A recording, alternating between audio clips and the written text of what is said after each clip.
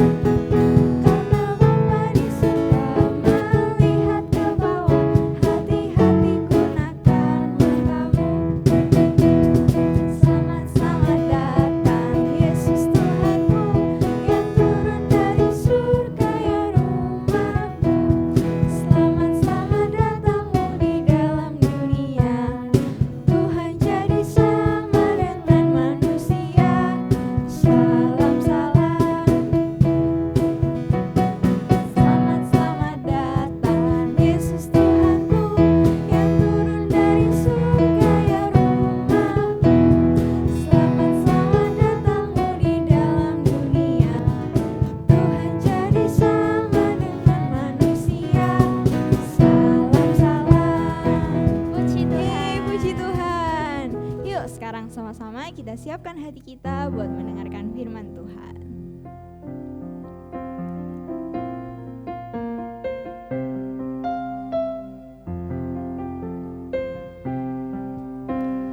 Tuhan, ku mau menyenangkan-Mu. Tuhan, bentuklah hati ini jadi bejana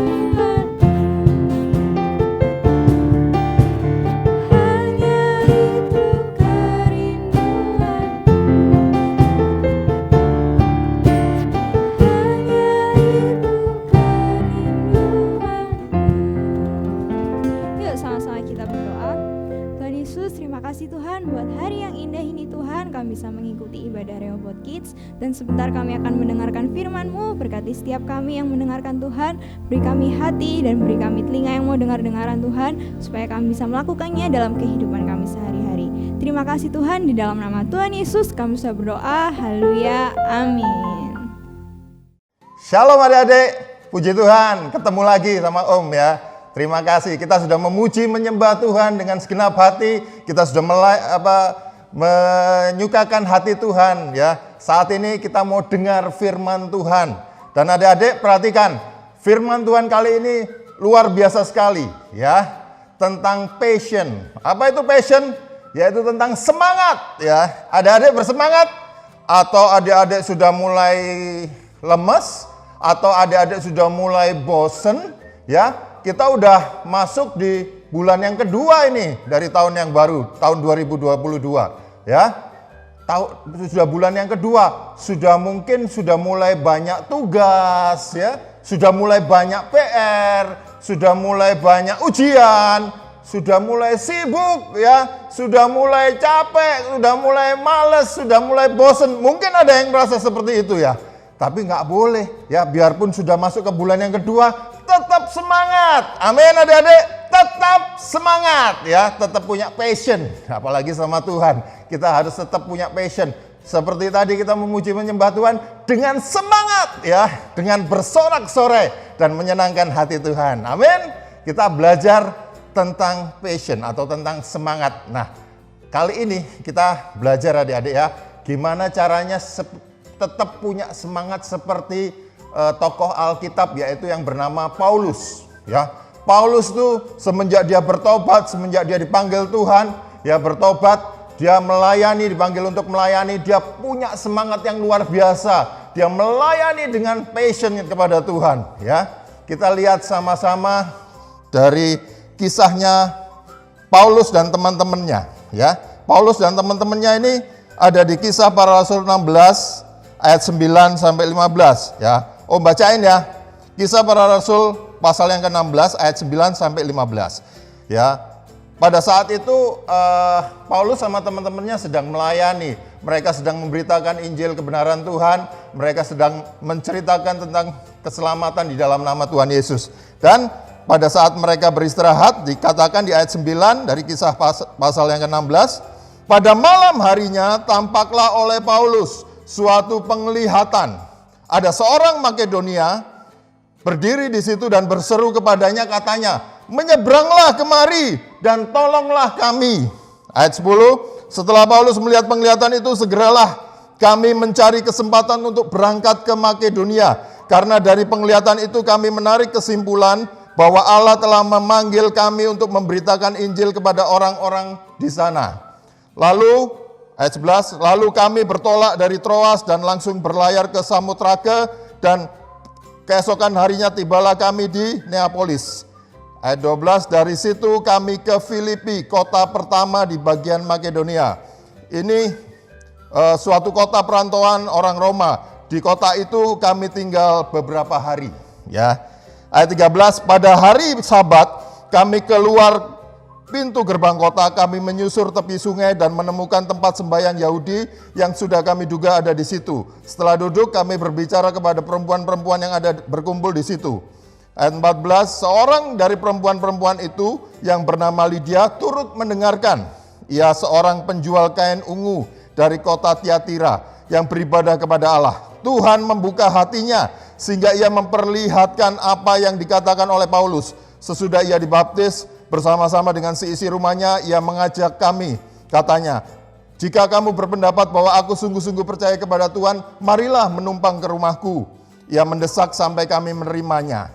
Ya, amin. Sampai di situ. Ya, kita tahu bahwa Paulus ini melayani dengan teman-temannya, melayani Tuhan dengan segenap hati. Kemanapun Tuhan suruh, ya, Tuhan bisa nyatakan lewat penglihatan, lewat mimpi, lewat firman Tuhan, atau lewat apapun, lewat nubuatan, ya. Tapi Paulus ketika itu mendapat penglihatan dan dia melihat bahwa ada orang Makedonia memanggil, menyeberanglah kemari, ya, tolonglah kami. Itu satu tanda jelas dari Tuhan bahwa mereka diminta untuk menyeberang ke Makedonia. Dan untuk pergi ke sana, bukan suatu jarak yang pendek ya, karena mereka harus menyeberang ke beberapa kota, kemudian sampailah mereka di satu kota yang disebut Filipi. Filipi bagian dari Makedonia, dan mulai mereka melayani di situ ya. Untuk supaya lebih jelasnya, kita akan lihat video klip berikut. Nggak lama, cuma 3 menit ya, tapi kita akan lihat sama-sama. Come over to Macedonia and help us. Paul woke up with a start and looked around him. He listened to the even breathing of his friends. No one else was awake. Silas! Silas! Wake up! Paul said. Oh. Silas rolled over. Silas! Luke! Timothy! Wake up! Paul was wide awake now. I know where we're supposed to go next, he said excitedly to his sleepy companions. God just gave me a vision.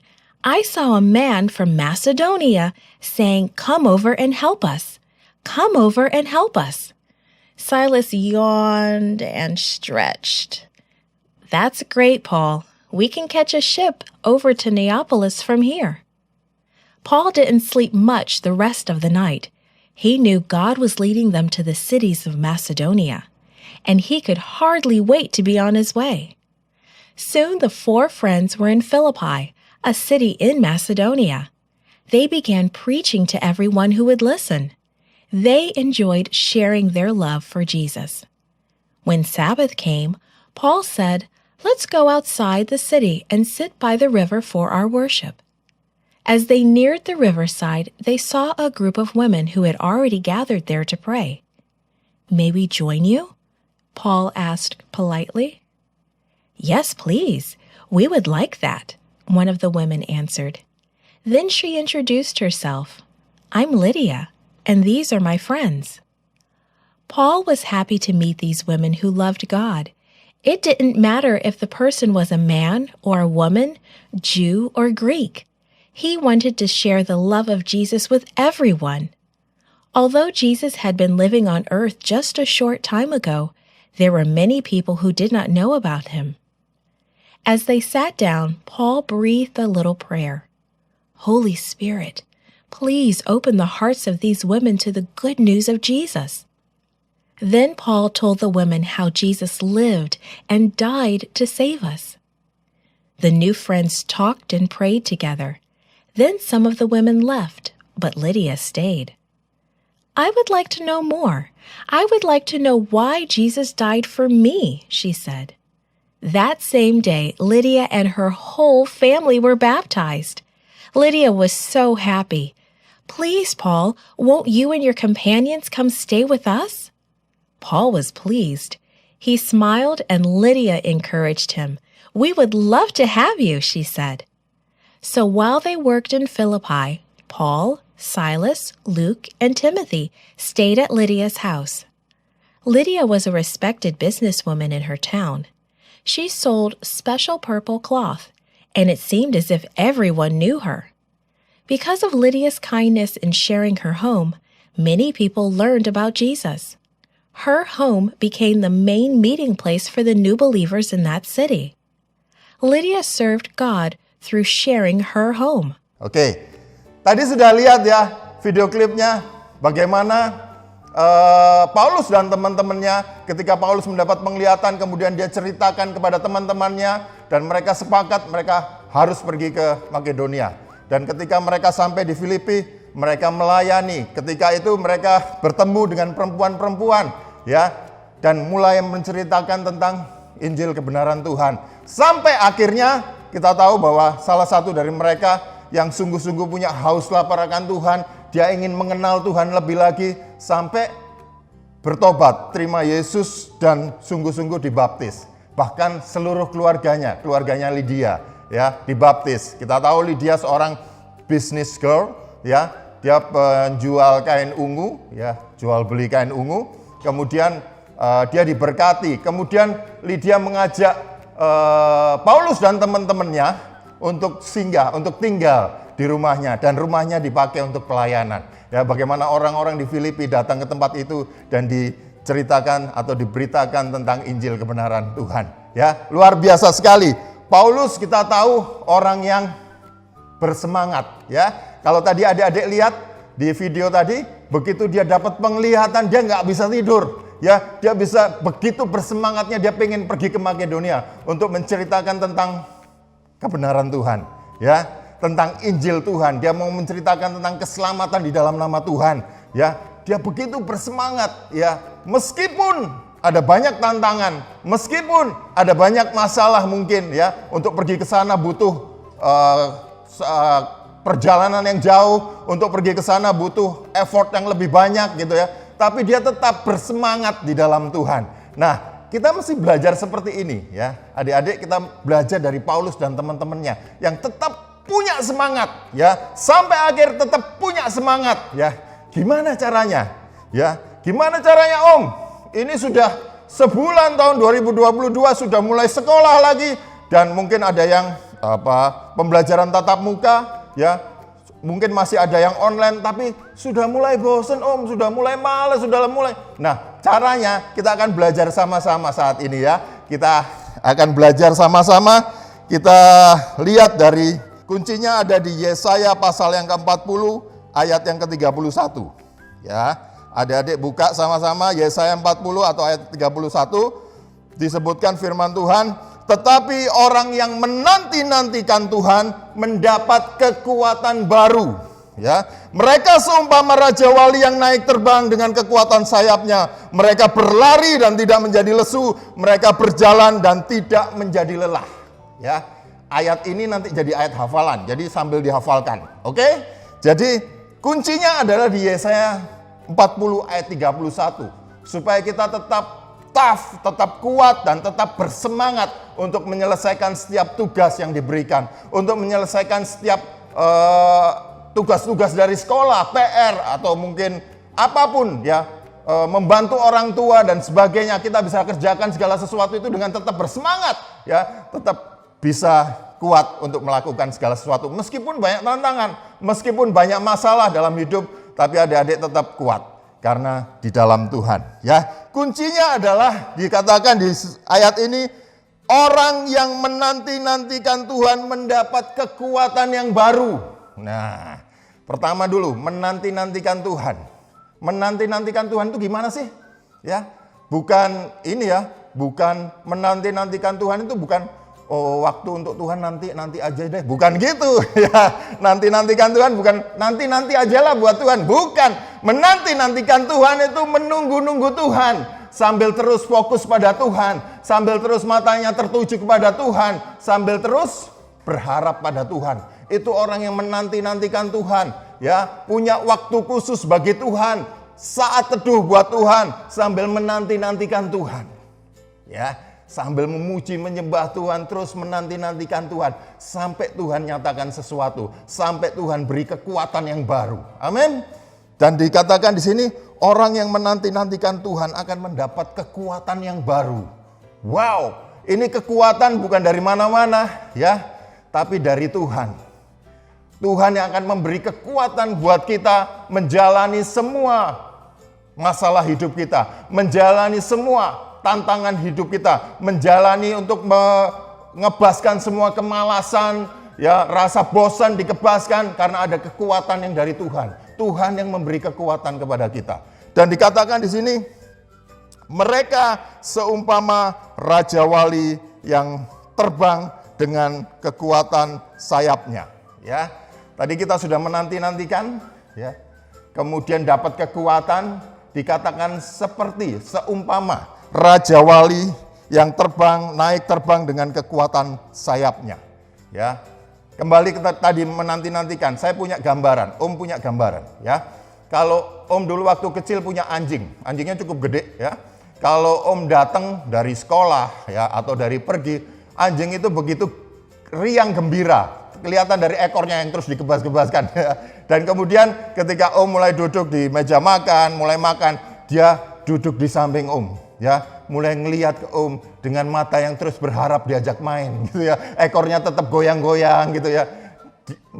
Berharap ada waktu. Ya, itu seperti itu orang yang menanti-nantikan Tuhan. Ya, seperti anjing itu menanti-nantikan tuannya untuk diajak main atau untuk dikasih makan atau apapun. Dia terus menanti-nantikan dengan bersemangat Seperti anjing tadi yang bersemangat ekornya goyang-goyang terus ya. Ya seperti itu. Itu gambarannya seperti itu. Mungkin adik-adik punya anjing di rumah, kira-kira seperti itu. Ya, tetap bersemangat ya menanti-nantikan Tuhan, bukan dengan loyo, bukan dengan terpaksa. Sama kalau saat teduh, bukan dengan terpaksa bangun pagi, waduh masih ngantuk gitu ya. Tapi betul-betul bangun pagi, semangat mandi dan mulai mencari wajah Tuhan, menanti-nantikan Tuhan, baca firman, memuji, menyembah Tuhan, berdoa, itu menanti-nantikan Tuhan. Dan Tuhan akan beri kekuatan yang baru. Amin. Puji Tuhan. Ya, dan dikatakan orang yang menanti-nantikan Tuhan tadi disebutkan mendapat kekuatan yang baru yang dari Tuhan seperti Raja Wali yang naik terbang. Ya, seperti Raja Wali mendapat kekuatan dari kekuatan sayapnya. Dikatakan seperti Raja Wali yang naik terbang dengan kekuatan sayapnya. Ya, adik-adik di rumah perhatikan.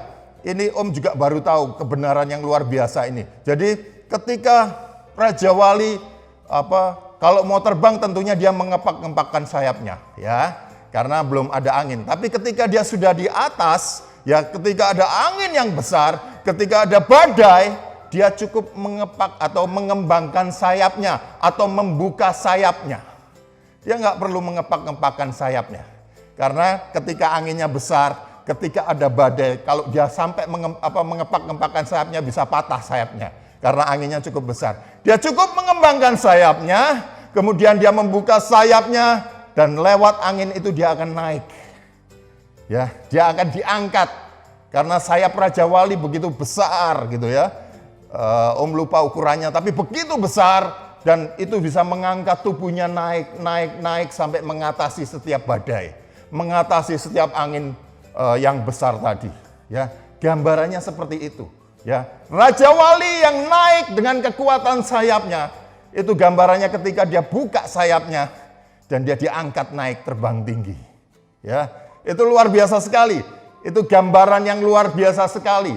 Ya, mendapat kekuatan dari Tuhan seperti Raja Wali yang tinggal buka sayapnya, kemudian dia diangkat, mengatasi semua badai. Seperti kita kalau menanti-nantikan Tuhan, seperti adik-adik kalau saat teduh menanti-nantikan Tuhan, akan mendapat kekuatan baru. Tuhan akan angkat lebih tinggi daripada semua masalah kita, lebih tinggi mengatasi semua badai persoalan, mengatasi semua tantangan dari hidup kita. Dan kita akan di atas tantangan itu. Kita akan di atas setiap masalah itu. Kita menjadi anak-anak yang berkemenangan di dalam Tuhan. Amin. Amin. Puji Tuhan. Jadi ini luar biasa sekali ya. Kita diminta untuk tetap menanti-nantikan Tuhan. Kita seperti Raja Wali yang terbang dengan sayapnya. Dia buka sayapnya, naik terbang tinggi.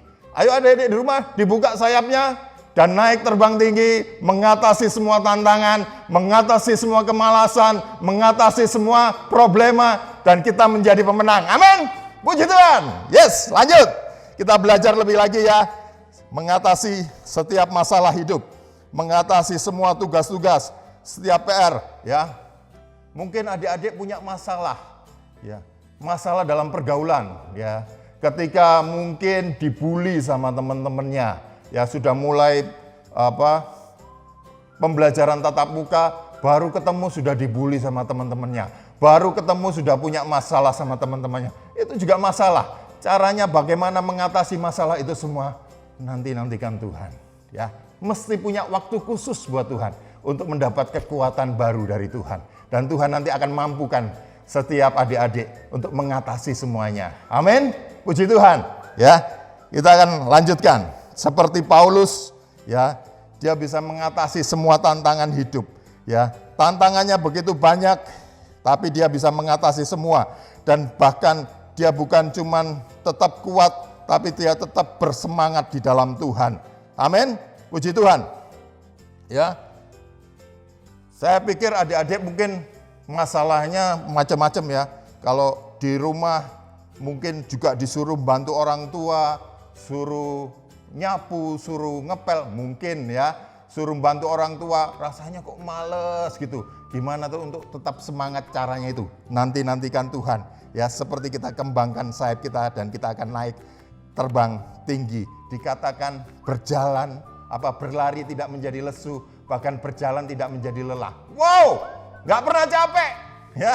Berlari nggak jadi lesu, berjalan nggak jadi lemah, tetap punya semangat, tetap punya kekuatan, karena Tuhan beri kekuatan yang baru. Kuncinya seperti itu. Jadi dihafal ya, nanti menjadi ayat hafalan kita. Puji Tuhan.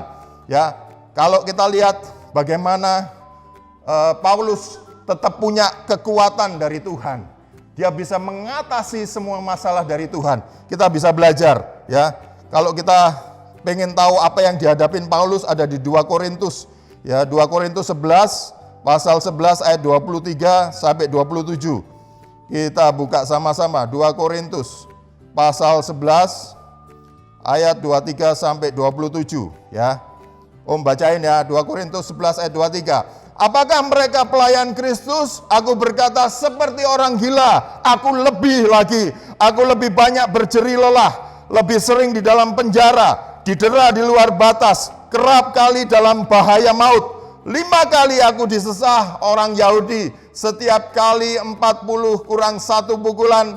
3 kali aku didera. 1 kali aku dilempari dengan batu. 3 kali mengalami kapal karam. Sehari semalam aku terkatung-katung di tengah laut. Dalam perjalananku aku sering diancam bahaya banjir dan bahaya penyamun, bahaya dari pihak orang-orang Yahudi dan dari pihak orang-orang bukan Yahudi, bahaya di kota, bahaya di padang gurun, bahaya di tengah laut dan bahaya dari pihak saudara-saudara palsu. Aku banyak berjeri lelah dan bekerja berat. Kerap kali aku tidak tidur, aku lapar dan dahaga. Kerap kali aku berpuasa, kedinginan dan tanpa pakaian. Ya, bayangin adik-adik, Paulus hadapi itu semua, macam-macam tadi ya. Kapal karam, kedinginan, tanpa pakaian, kelaparan, gak bisa tidur. Semua tantangannya ada di situ, semua masalahnya ada di situ. Tapi Paulus bisa mengatasi itu semua karena Paulus mendapat kekuatan yang dari Tuhan. Karena Paulus terus bergaul karib dengan Tuhan, menanti-nantikan Tuhan, ya, berharap hanya kepada Tuhan. Dan Tuhan yang memberi kekuatan buat Paulus menghadapi itu semua, ya, sehingga dia tetap bersemangat. Bukan cuma dia tetap bisa mengatasi semua masalah, tapi dia mengatasi dan tetap bersemangat. Amin. Finish strong, tetap kuat di dalam Tuhan dan tetap bersemangat di dalam Tuhan. Adik-adik juga harus tetap bersemangat di dalam Tuhan. Amin. Jangan takut, jangan mengeluh ketika ada masalah. Ya, setiap manusia hidup, ya, papa, mama, kakak, adik, atau siapapun teman-teman punya masalah sendiri-sendiri. Dan buat kita sendiri, masalah itu terasa berat. Ya, tapi sebetulnya bersama Tuhan, masalah itu jadi kecil. Amin. Yang penting kita tetap percaya bahwa Tuhan mampukan kita. Tuhan beri kekuatan buat kita untuk mengatasi semua masalah itu. Kalau adik-adik setuju gambarannya seperti ini. Ya, ketika pohon kurma, ya, ada pohon kurma ketika dia ditanam di padang gurun, ya, ketika petani menanam pohon kurma, setelah ditanam bijinya, itu ditaruh batu-batu di atasnya. Loh, kenapa seperti itu? Nanti kan bisa mati. Enggak, ya. Ternyata pohon kurma tidak mati ketika ditaruh batu-batu di atas setelah ditanam biji kurma tadi. Ya, kalau kita lihat biji kurma itu akan tumbuh menjadi pohon, ya. Kemudian dia akan tumbuh mendesak ke atas, ternyata ada batu. Ketika ada batu, dia tidak bisa mendesak ke atas, dia mulai bertumbuhnya ke bawah. Akarnya yang bertumbuh semakin hari semakin jauh, semakin kuat tertanam. Ya, karena dia ada di padang gurun. Dan tambah kuat, sehingga pohon itu terus bertumbuh, ya. Pohon itu terus bertumbuh sampai satu kali dia bisa mengalahkan batu-batu itu. Dia mencongkel batu-batu itu sehingga batu-batu itu keluar dari tempatnya. Akhirnya pohonnya keluar menjadi pohon yang kuat, pohon kurma yang kuat. Kenapa harus seperti itu? Karena di padang gurun anginnya begitu keras, ya, cuaca begitu ekstrim di sana. Kalau pohon itu tidak kuat akan mudah untuk jatuh. Gambarannya seperti itu. Karena pohon kurma itu akarnya begitu kuat sehingga pohonnya bertumbuh menjadi kuat. Kena angin, kena badai, dia tetap kuat. Ya, gambarannya seperti itu. Supaya kita kuat di dalam Tuhan, kalau kita tahu ada begitu banyak batu, masalah, tantangan hidup, tetap kuat di dalam Tuhan. Akar kita akan semakin kuat kalau kita terus tinggal di dalam Tuhan. Kita terus bergaul dengan Tuhan, kita terus membaca firman Tuhan, kita terus melakukan firman Tuhan, ya. Bukan cuma membaca, tapi juga melakukan yang paling penting. Dan kita terus bertumbuh di dalam Tuhan. Jadi kuat, adik-adik akan jadi kuat, ya. Dan terus mendapat kekuatan yang dari Tuhan. Mengatasi semua masalah, ya. Dengan tetap bersemangat, tidak menjadi loyo, tidak menjadi lemah, ya. Tidak menjadi lesu, tidak menjadi capek, tapi tetap kuat untuk berlari, menyelesaikan setiap tugas, berlari untuk melayani Tuhan, bahkan menyelesaikan semua destiny yang Tuhan sudah tetapkan dalam hidup kita. Ya, adik-adik tahu Tuhan sudah menetapkan setiap kita. Ya, Tuhan sudah rancangan yang luar biasa buat setiap kita. Tuhan sudah taruh destiny dalam hidup kita. Itu yang kita harus fulfill. Kita harus genapi semuanya. Amin. Untuk itu kita perlu mendapat kekuatan dari Tuhan. Untuk itu kita perlu berharap hanya kepada Tuhan. Nantikan Tuhan. Bukan hal yang mudah. Karena mungkin kita akan, kok Tuhan gak muncul-muncul. Kok Tuhan gak beri kekuatan. Tapi kalau Tuhan kasih sesuatu dari Tuhan, kita akan bersemangat. Amin. Kalau kita melakukan firman Tuhan, kita akan bersemangat. Om ingat waktu Om dulu masih di Jakarta, Om belum punya kendaraan, naik kendaraan umum, naik Metro Mini dan sebagainya. Ketika naik Metro Mini, Tuhan Roh Kudus ngomong dalam hati Om, ayo kamu ngomong ke sebelahmu. Ya, saya waktu itu penuh tapi dapat tempat duduk, dan di sebelah itu ada orang yang kena stroke. Ayo ngomong, cerita tentang Tuhan Yesus. Ya, waktu itu Om taat aja, Om cerita ke bapak yang di sebelah. Pak, Bapak bisa disembuhkan oleh Tuhan Yesus. Asal Bapak percaya, Tuhan bisa lakukan perkara yang dahsyat. Tuhan bisa sembuhkan. Ya, mujizat masih ada sampai saat ini. Dan waktu itu orangnya hanya manggut gitu ya. Sampai akhirnya di tempat waktunya Om turun dari Metro Mini. Tapi ketika biasanya Om turun langsung naik ojek ya. Waktu itu belum ada Gojek, naik ojek ke tempat kontrakan ya. Tapi pada saat itu begitu bersemangat karena melakukan firman Tuhan. Rasanya Om jalan aja, jalan kaki sambil memuji Tuhan. Nggak ngerasa capek karena ada sukacita, ada semangat yang luar biasa dalam hati kita. Kalau kita terima sesuatu dari Tuhan, ya, penglihatan atau nubuatan, atau mendapat mimpi, mendapat firman, mendapat rema, firman itu bicara dalam hidup kita. Adik-adik perlu ketahui, akan ada sukacita, akan ada semangat yang luar biasa untuk kita menjalani kehidupan kita ini. Untuk kita menjalani tantangan, mengatasi semua tantangan, masalah hidup kita. Kita akan bersemangat, karena kita terima, kita dengar dari Tuhan. Tuhan taruh di hati untuk kita lakukan. Kita akan lakukan dengan cara yang berbeda. Amin. Karena kita terima betul-betul, terima sendiri dari Tuhan. Dan kita lakukan dengan bersemangat, dengan bersukacita. Ya. Jangan takut menghadapi masalah apapun. Ya, anak saya juga pernah ngadepin masalah, pernah dibully. Dia cerita sama mamanya, aku nggak punya salah sama dia, tapi kenapa dia kok sikapnya nggak baik sama aku ya? Aku jadi bingung, aku pengen padahal deket sama dia. Ketika aku deketin, dia selalu menghindar. Padahal nggak ada masalah. Akhirnya istri saya ngajak, ayo kita berdoa aja. Kita doain, akhirnya kita doain dia, kemudian kita berkati dia. Sampai satu kali Tuhan rubah, ya, dia begitu baik, dirubah hatinya, jadi temannya begitu baik sama anak saya, dan akhirnya menjadi sahabat sampai saat ini. Jadi mengatasi semua masalah bersama Tuhan, dan Tuhan ajari segala sesuatunya. Yang penting nantikan dia sampai dapat sesuatu dari Tuhan. Melalui firman Tuhan, melalui mimpi, melalui penglihatan, apapun Tuhan bisa bicara, melalui kakak rohani, melalui papa mama Tuhan bisa ngomong. Dan terima itu, lakukan dengan sungguh-sungguh. Kita akan mendapat kekuatan dan kita akan tetap bersemangat. Bahkan bukan cuma di bulan yang kedua bersemangat bulan pertama, bulan kedua, bulan ketiga, sampai bulan ke-12. Sepanjang tahun ini tetap bersemangat bersama Tuhan. Meskipun ada pandemi, meskipun ada masalah, tetap semangat, tetap kuat bersama Tuhan. Amin. Puji Tuhan. Ya, kita kembali ke ayat hafalannya. Jangan lupa ayat hafalannya, Yesaya 40 ayat 31. Ya, kita baca sama-sama sekali lagi untuk kita lakukan. Amin. Dihafal dan dilakukan. Yesaya 40 ayat 31. Tetapi orang-orang yang menanti-nantikan Tuhan mendapat kekuatan baru, Mereka seumpama Raja Wali yang naik terbang dengan kekuatan sayapnya.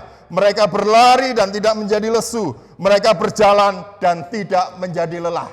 Ya, bisa dihafalin? Bisa, pasti bisa. Ya, harus dihafalin dan dilakukan. Menanti-nantikan Tuhan mendapat kekuatan baru. Seumpama Raja Wali yang naik terbang dengan kekuatan sayapnya. Berlari tidak menjadi lesu. Berjalan tidak menjadi lemah. Amin. Dan semua adik-adik akan jadi seperti itu. Mendapat kekuatan yang dari Tuhan. Tetap bersemangat dan menyelesaikan setiap tugas yang diberikan dari sekolah, dari rumah, dari orang tua, membantu segala sesuatu, pelayanan apapun dilakukan dengan setia, dengan semangat, dengan kekuatan yang dari Tuhan. Ayo kita berdoa. Kami mengucap syukur Tuhan, buat saat ini kami boleh mendengarkan firman-Mu Tuhan.